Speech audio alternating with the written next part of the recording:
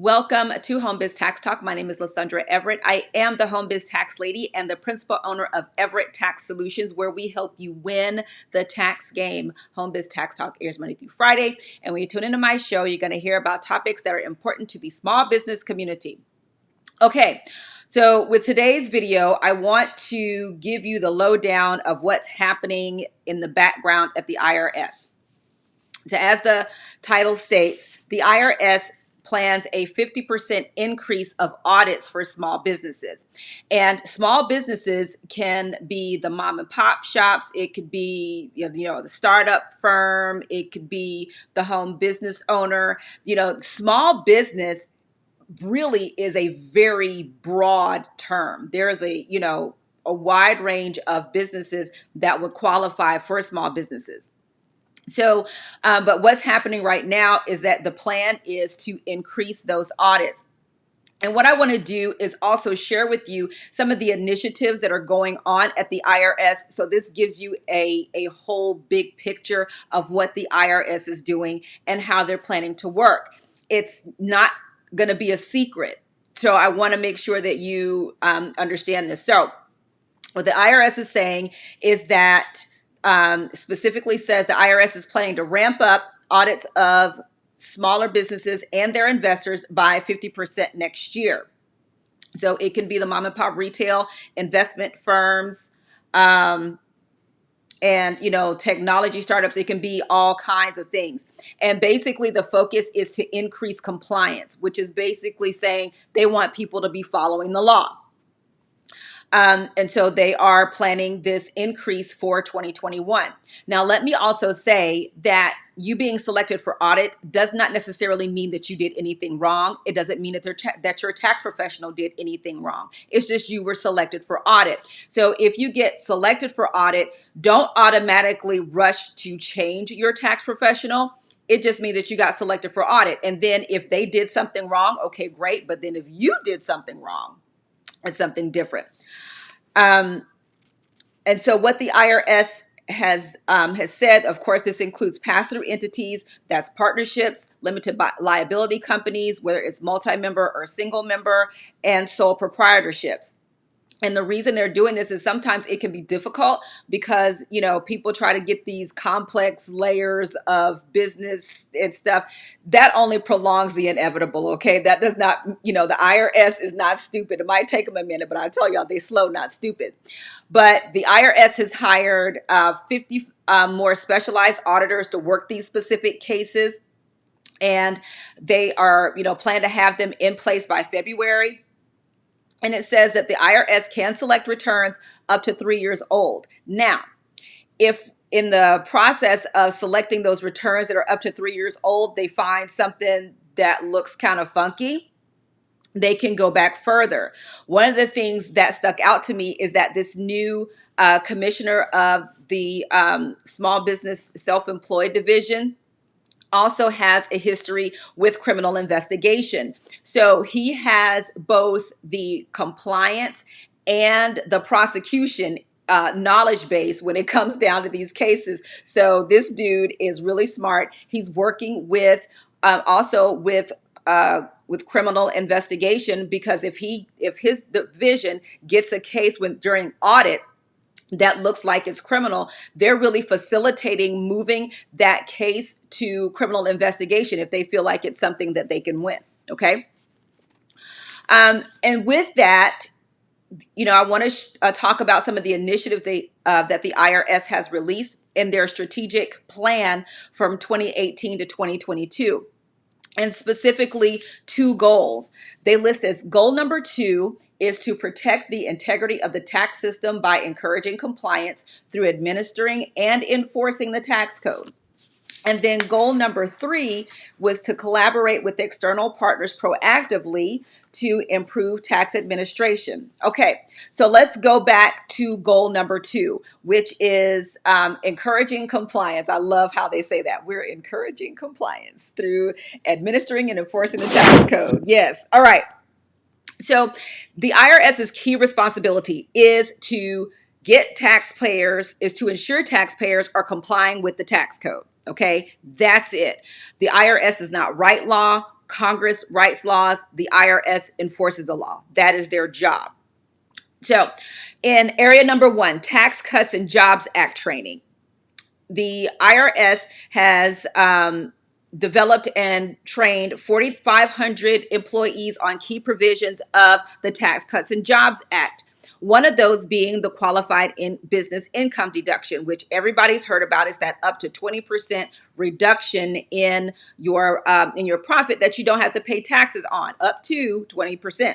But now, here's the thing that didn't make the news. Normally, if you have an error in your tax that exceeds 10% of your stated tax or $5,000, then you receive an underpayment penalty.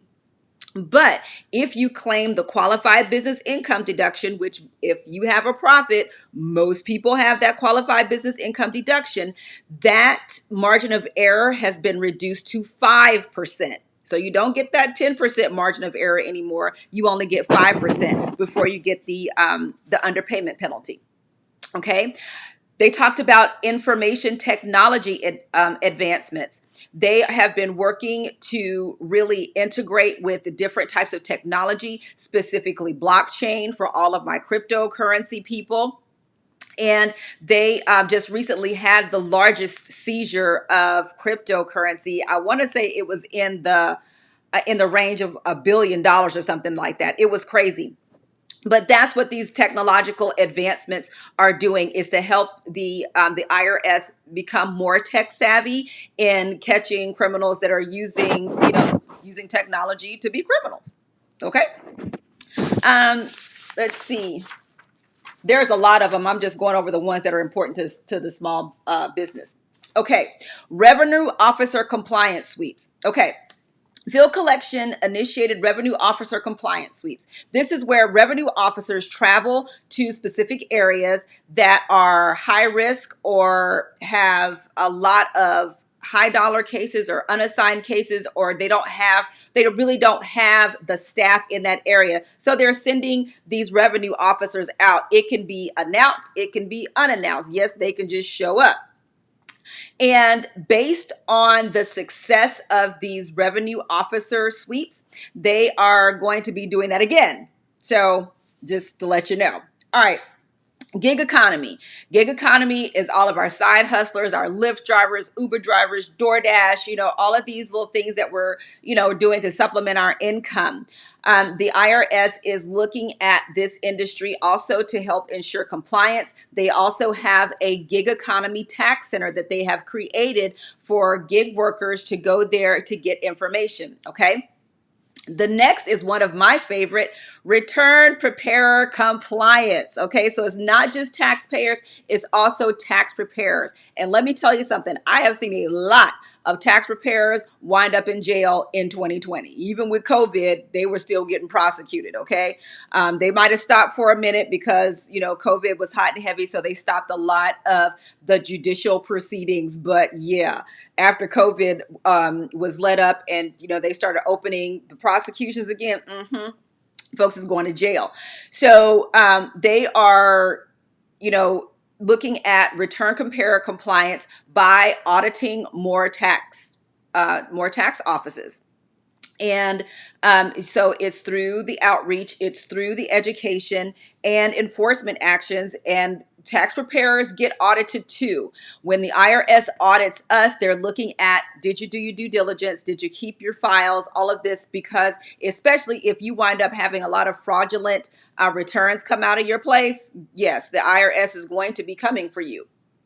So it says that the Small Business Administration conducted approximately 1,500 return preparer visits in fiscal year 2019, focused on evaluating the due diligence and electronic return originator requirements. So also with this ERO requirements and taxes and stuff, one of the things that I see a lot of is that filing with your last pay stub. That is a huge, huge no-no, an absolute no-no. So if you go to file your taxes and you don't have your W-2, all you have is your last pay stub, Trust and believe these banks and the IRS are not playing with this stuff. If the banks that provide like the refund advances, if they find that a tax preparer's office is preparing taxes using a W-2, they will shut that office down, ban them from being able to use their bank to offer these refund advances. Okay. So when your tax professional is telling you, no, we cannot use your last pay stub, they are following the law. So if you find someone that will file your taxes using your last pay stub, they are breaking the law, okay? And they can get in trouble and get their business shut down. I'm just letting you know. The other thing is withholding requirements, backup withholding. And they are addressing that as well. They created a new backup withholding unit in Cincinnati and sending notices to people who did not file the 945s or incorrect taxpayer identification and employment taxes. Yeah. And then also the Small Business Administration, not the Small Business Administration, the Small Business, and the Self-Employed Division of the IRS, they have also created a new Office of Fraud Enforcement. So a specific department looking specifically for fraud in these tax returns, okay? And listen, let me also tell you that, even though initially the IRS's funding got cut, that made the news. What didn't make the news is that the IRS has gotten more funding, not only from collections, but also through the government, where they have been given more money. So they have hired more people to do this work than, when they reduced their staff. Okay, so now on to goal number 3, which is to collaborate with external partners proactively to improve tax administration. And it basically says to ensure to support the tax system, they got to bring in outside people. All right. And they are trying to communicate that, hey, this is what we're doing. So again, it's not something that is being hidden. They're telling you. All right. So the first one is the Federal Payment Levy Program. And this is through the Taxpayer Relief Act of 1997. And it allows for the collection of overdue taxes through a continuous levy of certain federal payments dispersed by or administered through the Bureau of Fiscal Service. So that includes federal employee retirement annuities, federal payments made to contractors and vendors, and Medicare provider and supplier payments. Okay, so they've negotiated a new contract, and this agreement is supposed to save the IRS $9 million. Okay. Then there is the private debt collection program, and most people know about this. Okay, so the IRS in June 2019, though, they started assigning inactive business accounts to collection agencies. So that means corporations, partnerships, limited liability companies, employment tax, and excise tax. Okay. And that means that, these collection agencies are going to be calling businesses now. If it was just individual taxpayers, now it's businesses. So through the private debt collection program, from April 2017 through the end of fiscal year 2019, the IRS assigned 2.4 million cases to private collection agencies that generated more than $300 million in revenue. And with that revenue, they hired more compliance personnel. Okay. Then there is the passport certification program. Woo! If anything brought in some money to the government, it is this. All right. So through September 2019, the program transmitted more than 430,000 taxpayer certifications to the State Department through the FAST Act.